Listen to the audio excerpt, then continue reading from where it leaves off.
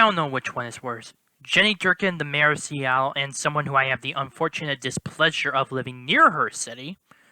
Or, of course, Ted Wheeler, the mayor of Portland. Now, I don't need to introduce Jenny Durkin again, because we already know her reputation of encouraging the establishment of jazz, which consequently encouraged the shootings that took the lives of 2 people, which caused several sexual assaults and rapes, which basically allowed 6 blocks to be ruled by a minor warlord and even by the entire mob, which allowed looting and robberies to continue and even allowed the destruction of private and public property.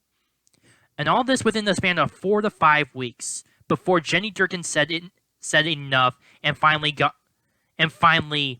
allowed the police to take back the 3rd precinct. Now it seems like Ted Wheeler is doing it again.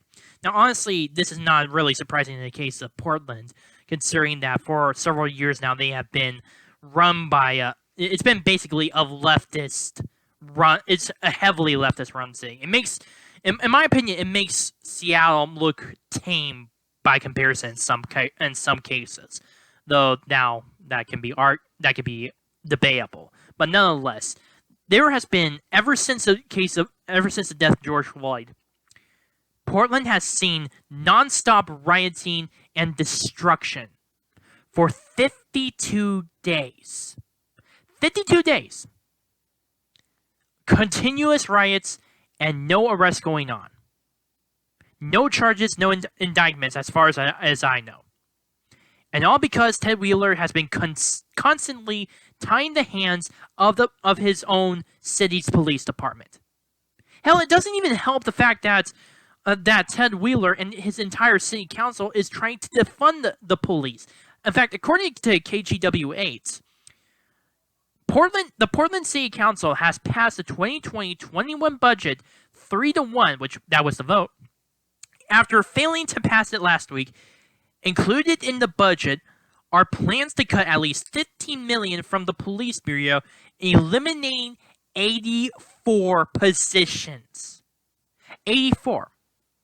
When I'm pretty sure that the police of Portland right now honestly need more manpower than ever in order to stop these riots. But again, Portland has been run by these leftists for such a long time. This has been especially the case for the last 4 years since President Donald Trump took office, with Antifa roaming the streets, taking control and directing traffic, and even occasionally violenting, confronting people with different opinions, like Patriot Bear.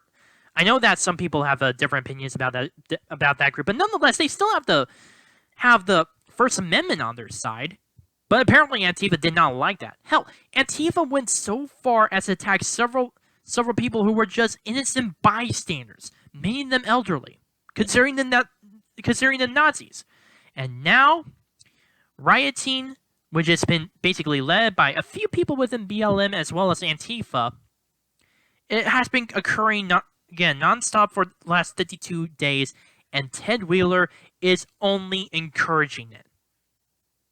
However, there is a silver lining, because for the last few days, the federal courthouse in Portland has been besieged, has been attacked by these rioters.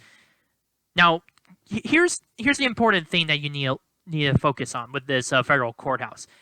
It is under federal jurisdiction, and it enforces the authority of the federal government, federal law. This does not fall under the control of the city nor the state of Oregon. Only the federal government. And considering that these rioters intentionally attacked property under the federal government, it has led to the DHS to come in and take action, allowing basically deploying their agents in order to stop this violence, to finally take it under control. Something that Ted Wheeler has refused to do. And what does Ted Wheeler say about this? Oh, simple. Very, very simple. In fact, he even says his own words on his Twitter page, which is, by the way, the blight of the internet, to be honest with you. It's up there with Tumblr, to be honest. this morning, at Jake Tapper at CNN Soto asked if I believe the president was breaking the law. Not only do I believe he is breaking the law, but he's also endangering the lives of Portlanders. His actions are unconstitutional. Which, honestly, this is completely hypocritical because considering that he is mayor of the city of Portland, it is his job to protect the lives, rights, and property of his fellow Portlanders, no matter who they are. And yet, he constantly has done nothing to deal with Antifa. Basically, I'm at this point surprised that Portland, the entire city, hasn't become its own autonomous zone, kind of like Chaz has. Although, I think that may be just unofficially. Nonetheless, he still has been complaining for a long while that this is a blatant abuse of power by President Trump. Well, what about you?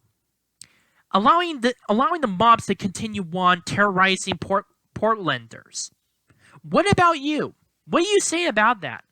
In fact, I have his response here with how he thinks about that. Back from July 10th, basically when he was talking about the problems with Antifa and the whole mob just going about everywhere and just destroying private property, rioting.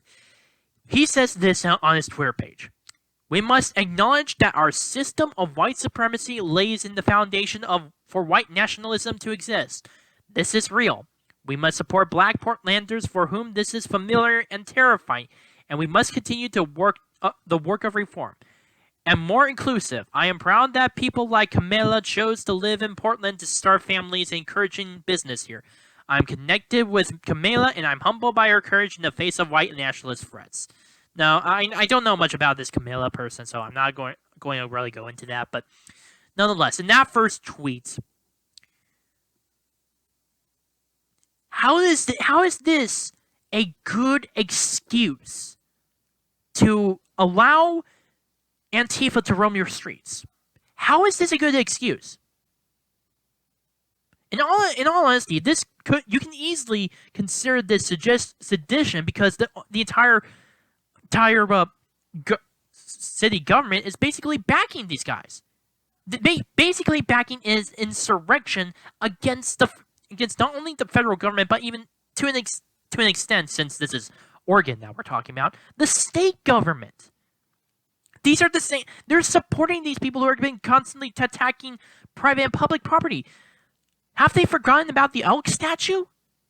I talked about many times before on my channel about the destruction of statues, Confederate soldiers, Union soldiers, presidents, Christopher Columbus, etc. I don't know if you guys remember this, but the same leftist mob decided to destroy a statue of an elk for some reason. I don't even understand how that's connected to police brutality or racism whatsoever. It's a freaking elk. But nonetheless, that's what happened, and it just was damaged beyond repair. And I really wish that it was just the city government that was the only one perpetuating this, but no.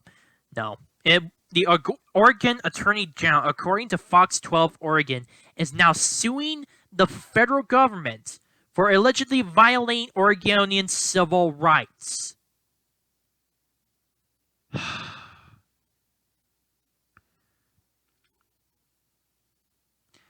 I wonder what their thought process on this. I wonder what their thought process is. Because this doesn't sound rational, especially from the Attorney General. And honestly, this seems like a bad case, a bad lawsuit. Because there's been a lot of video evidence. Take a look at either Andy No or the Common Sense Conservatives channels, where there has been footage of Antifa, this leftist mob continually rioting, trying to attack people, trying to destroy public property. Even in the few of the videos, I actually saw them trying to light up fireworks and trying to use them to attack police and federal enforcement officers. Just from that perspective alone, it's it only just destroys that case. And let's not forget, as I said before, again and again, 52 days of uninterrupted rioting within the city of Portland. And just now, it was the DHS that basically went in and tried to, and so far has been trying to work things out, trying to get this under control. Hell, this hasn't, as far as I know, this wasn't even started by President Trump. He didn't even request it. And the third thing, this only further shows the insanity of said lawsuit. It's basically the First Amendment. I have my Constitution right here, specifically right here, and it says here, Congress shall make no law respecting the establishment of religion or prohibiting the free exercise thereof, or abridging the freedom of speech or of the press or the rights of the people peacefully to assemble and to petition the government for redress of grievances. Does the last 52 days look like a peaceful assembly? Does it? Because if that's the case, and honestly, a lot of the mainstream media and a lot of public officials, such as in Oregon, as I mentioned before, are definitely calling them peaceful.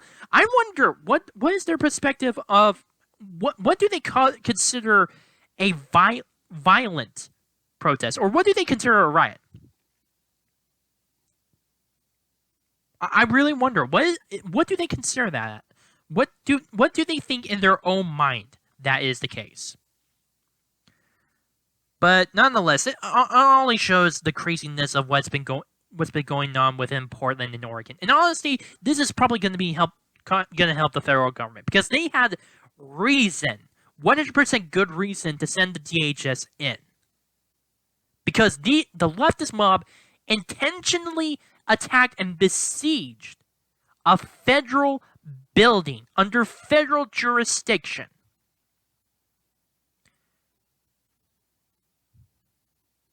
You know who the Attorney General of Oregon should attack, or no, not attack, file a lawsuit against? Ted Wheeler and the government of Portland, because they have perpetually encouraged this. They have encouraged these riots. And it's basically, again, somewhat similar to Chaz at this point, but much bigger. And it goes all the way up into several high offices, especially in the case of the mayor of Portland. I honestly do not think that this lawsuit will pan out, to be honest. In honesty, I think that this is just going to give more public approval for President Trump over handling of these riots. I think that it's just going to make Ted Wheeler and the state of Oregon, specifically their own government, look bad, because they decided that they were going to side with the insurrection. The people who have been attacking innocent bystanders, been destroying private property, and have done so many other things. Somewhat, and this is exactly why I see something similar to Chaz. And again, who's going to win? Probably President Donald Trump. That's my personal belief on the issue. I truly 100% think that this entire situation will blow up in the state of Oregon's face and in Ted Wheeler's face. And it's just going to give Trump much more needed ammo, especially with the upcoming 2020 election. My name is Noah Meehan on The Arc Truth. Please post your comments down below, like this video, subscribe, and share with your friends. Also, if you have any issues regarding my videos, such as how I should improve my speaking or how I frame my videos, anything that needs improvement whatsoever, please post them down in the comment section down below or directly message me. Thank you.